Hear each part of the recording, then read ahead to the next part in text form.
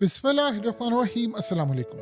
Iran के president ने 57 Islamic countries को दावत दी है कि हम जा रहे हैं इजराइल से लड़ने। यही मौका है कि आप हमारे साथ आ जाएं, इकट्ठे हो जाते हैं। यानी सारे के सारे अपनी फौजें एक ही पलड़े में रख दें। हम सब मिलकर अगर 57 इस्लामिक ममालिक की फौज हम सारे मिलकर इसराइल पर चढ़ दौड़े तो हम उसका सफाया कर देंगे। उन्होंने कहा कि मैं आप सबको कह रहा हूं कि इसराइल ने बर्बरियत की है, बड़ी तबाही की है। ये लास्ट मौका है हमारे पास कि हम सब मिलकर इकट्ठे हो जाएं और इसी में हमारी भलाई है कि हम सारे मिलकर इसराइल को और वेस्ट को काउंटर करें। उन्होंने कहा कि अगर ये सारी फौजें इकट्ठे हम हो गए, आप बताएं क्या इसराइल की जुर्रत होगी कि वो इस रीजन के अंदर एक पत्ता भी तोड़ सके। उसने कहा अगर मुसलमान सारे इकट्ठे हो जाएं तो क्या इसराइल की जुर्रत है वो ये काम करे। उन्होंने कहा कि इसराइल तो छोड़िए, अगर हम सारे मुसलमान इकट्ठे हो जाएं यानी सबकी फौज इकट्ठी होकर लड़ने के लिए तैयार हो जाए तो क्या अमेरिका, यूरोप और दुनिया की कोई ऐसी पावर कुछ कर सकती है। उन्होंने कहा कि इससे बेहतर मौका नहीं मिलेगा और हमें इस वक्त मुकम्मल तौर पर ये जो पाबंदियां वेस्ट ने लगाई हैं, सारा कुछ है, ये लास्ट हमारे पास मौका है। और इसीलिए मैं दावत दे रहा हूं सारे इस्लामिक कंट्रीज को कि आ जाएं, यही मौका है और अपनी फोर्सेस, अपनी सारे इख्तलाफात को हम साइड पर करके हम एक हो जाएं। यानी उन्होंने इनडायरेक्टली कहा है कि अगर हम सारे मुल्क की, इस्लामिक मुल्क की फौजें एक हो जाती हैं और अब इसराइल के खिलाफ खड़ी हो जाती, ना अमेरिका हमारा कुछ बिगाड़ सकता है, ना इसराइल बिगाड़ सकता है, ना यूरोप बिगाड़ सकता है और फिर हम लोग तमाम के तमाम अच्छे से रह सकते हैं। उन्होंने कहा कि अगर हम सारे इकट्ठे हो गए तो हम सारी प्रॉब्लम्स को रिजॉल्व कर लेंगे, हमारी लड़ाइयाँ जो खत्म हो जाएंगी और उसके बाद हमारा राज होगा पूरी दुनिया के ऊपर। उन्होंने कहा कि इस वक्त इजराइल, अमेरिका, यूरोप ये पूरी कोशिश कर रहा है कि हम सबको तकसीम करें। वो नहीं चाहते कि हम इकट्ठे हो जाएं, हमारी फौजें एक हो जाएं और हम सारे मिलकर लड़े। उन्होंने कहा कि अगर इस सारी सूरत हाल में आप चाहते हैं कि पूरे रीजन के अंदर कोई जंग ना हो, कुछ ना हो, तो यही वक्त है कि हम सारे एक प्लेटफॉर्म पर आ जाए। यानी असल में उन्होंने कहा है कि तमाम इस्लामिक कंट्रीज अगर अपनी फौजें हम सारे एक प्लेटफॉर्म पर आ जाते हैं तो आप ये सोचें कि इसराइल हमसे नहीं लड़ सकता। उन्होंने कहा कि फिर आप छोड़ दें, इसराइल क्या कोई भी ताकत नहीं लड़ सकती और हम सारे सुरखरू हो जाएंगे।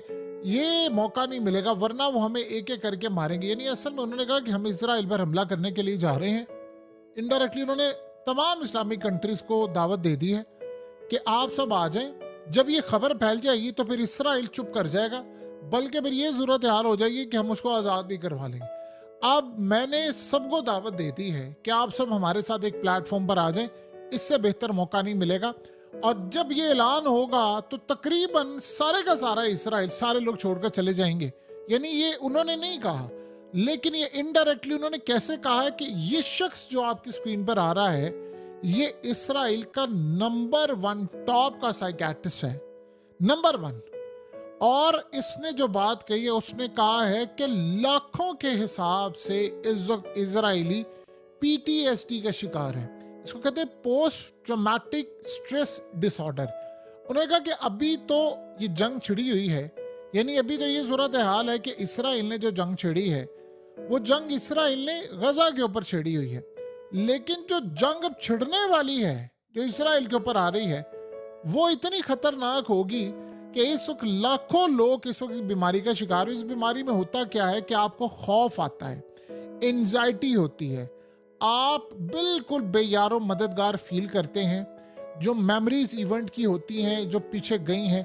उन्होंने कहा कि आप बहुत मुश्किल होता है कि आप नॉर्मल लाइफ गुजार सके। ये अभी लाखों लोगों का उन्होंने कहा कि सूरत हाल का सारा मामला है। तो आप इमेजिन कर लें कि इस वक्त जो जंग इसराइल के ऊपर छिड़ने वाली है, ये जो हमले हो रहे हैं इसराइल में, ये जैसे मिसाल के तौर पर पिछले 24 घंटे में जो हमले हुए हैं इसराइल पर और 100 से ज्यादा ड्रोन मारे गए हैं, जो वहां पर फिजा के अंदर तैयारियां हो रही हैं, इस सारी सूरत हाल में जब इतनी तबाही होगी तो क्या कोई मुल्क में रहेगा।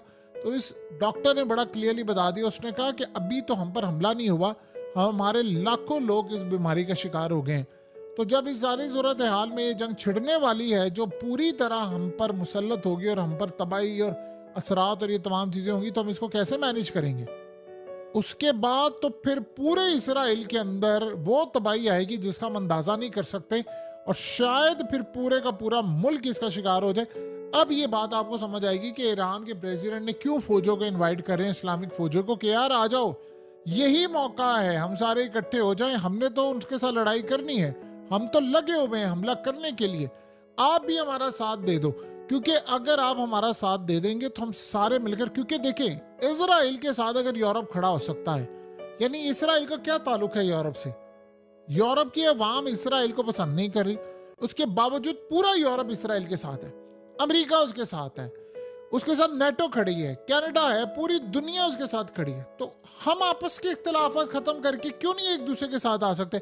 हम क्यों अपनी फौजें नहीं रवाना कर सकते? क्यों अमेरिका से डरते हैं, क्यों इसराइल से डरते हैं? हमारी फौज अगर इकट्ठी हो जाएंगी सबकी, तो हम तो इसराइल पर जाकर आसानी के साथ हवा बोल दें और उसके बाद पूरी दुनिया के अंदर हमारे डंके बजना शुरू हो जाएंगे। और सबसे बढ़कर उन्होंने बात की, उन्होंने कहा कि इस वक्त पूरी कोशिश की जा रही है कि हमारी आपस में लड़ाई हो, इख्तलाफात हो, अगर हम इकट्ठे हो गए तो इसराइल यहाँ एक पत्ता भी नहीं तोड़ सकता, ना अमेरिका, ना इसराइल, ना यूरोप। तो क्या बात है कि हम इकट्ठे क्यों नहीं हो रहे? क्यों हम सबकी फौजें एक नहीं हो पाती? क्यों हम सारे ममालिक एक नहीं हो पाते?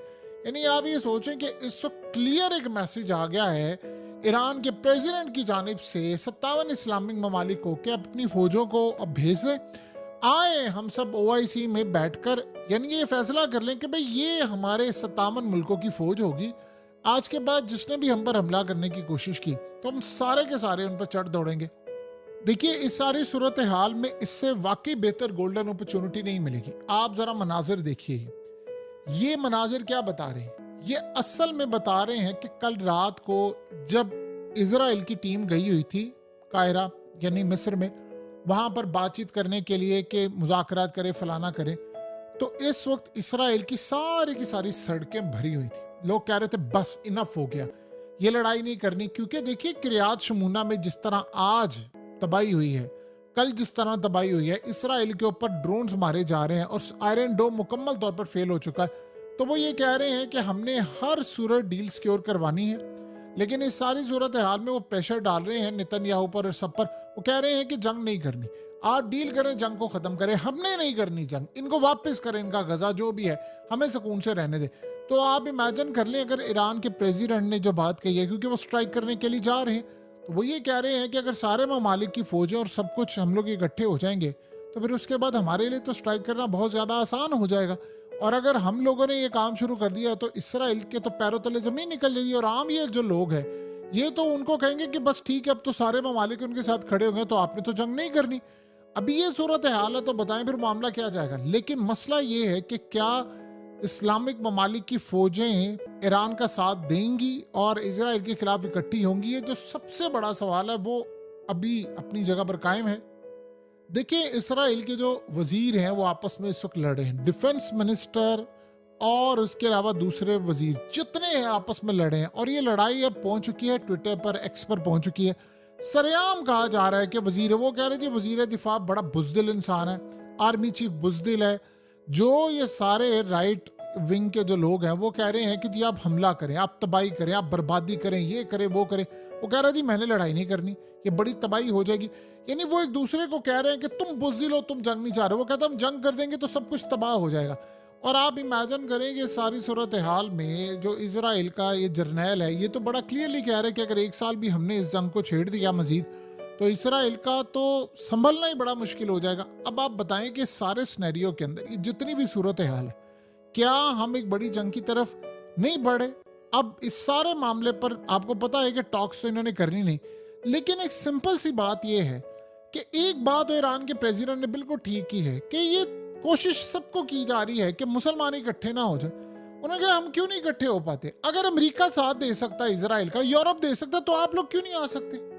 यानी इस वक्त हम अकेले लड़ रहे हैं, क्या ये फलस्तीन सिर्फ हमारा है या आप लोगों का नहीं है? हम तो वहां रहते भी नहीं है, लेकिन हम तो उनके लिए लड़े, तो आप क्यों नहीं लड़े? आप अपनी फौजें क्यों नहीं भेजते? आप क्यों नहीं हाथ हमारा थामते? उन्होंने इनडायरेक्टली सुना दिया है कि भाई सीधी सीधी बात बताएं, इस 57 इस्लामिक मुल्क क्यों तैयार नहीं होते? अमेरिका का डर है, इजराइल का डर है, किसका डर है? क्यों नहीं हम लोग करते? हम ये कही जा रहे हैं दुनिया को जी हमें बड़ा अजीज है, वाकई अजीज है तो फिर जाए ना बचाने के लिए। लेकिन इस वक्त क्लियर मामला ये सामने आ रहा है कि काम नहीं होने जा रहा। देखिए, जितनी मर्जी ये कोशिश कर लें, जितनी मर्जी कोशिश कर लें, ये लड़ाई तो होकर रहनी है। इस लड़ाई ने नहीं रुकना, ना इसको कोई दुनिया की ताकत रोक सकती है। और उससे भी बढ़कर अब तो देखिए, रूस को भी उन्होंने मुकम्मल तौर पर तबाह करने का प्लान कर लिया हुआ है कि रूस को तबाह करना है, उसके साथ ईरान को तबाह करना है। यमन ने बेशक आज जितने मर्जी तबाहकुन हमले किए हैं, शिप उड़ा दिए हैं, चीज़ें उड़ा दी हैं, लेकिन वो यमन को भी नहीं छोड़ेंगे। और वो कह रहे हैं कि हमने सबसे लड़ाई करनी है, लेकिन यमन को अभी तक तबाह करना इनका ख्वाब ही रहा है। वो इतना आसान नहीं है। आसान होता तो आज बताइए शिप्स की ये हालत होती। इस तरह क़यामत खेज मनाजर यहाँ से समझ कर निकल कर आते सामने, कभी भी ऐसा ना होता।